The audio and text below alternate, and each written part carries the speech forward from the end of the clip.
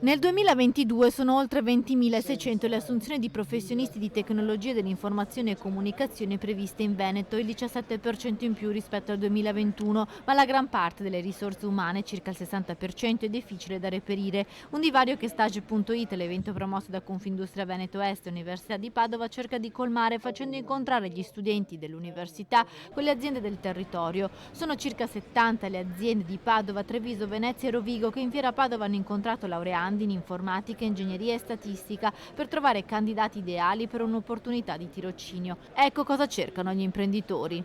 La tecnologia e quindi il saper utilizzare e scrivere codice informatico e la gestione dei dati sono skill che vengono sempre più richiesti all'interno delle aziende e quindi l'incontro di oggi è specificatamente con studenti che vengono dal corso di informatica che afferisce al Dipartimento di Matematica pura ed applicata e gli studenti di ingegneria informatica che vengono da parte del Dipartimento di Ingegneria e quelli di statistica di indirizzo tecnologico. Dopo 3 anni di assenza per colpa della pandemia, Stage.it torna in presenza con i colloqui faccia a faccia tra le imprese e i candidati. Le competenze digitali sono molto importanti per le imprese che sono alla ricerca di giovani figure professionali. Noi adesso stiamo proponendo un progetto per integrare ChatGPT con una soluzione che si chiama Pincor, che serve per gestire tutti i dati di prodotto delle aziende.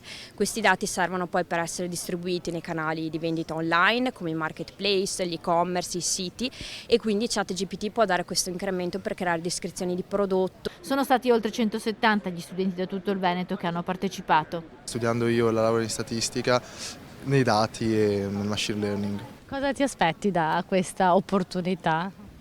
Capire se quello che sto studiando è ricercato dalle aziende, anche capire cosa potrei fare un domani. E vorrei un po' capire come quello che facciamo all'università viene poi affrontato nel mondo del lavoro, cioè quali potrebbero essere effettivamente le conoscenze che sono richieste e quello che poi dovremmo fare.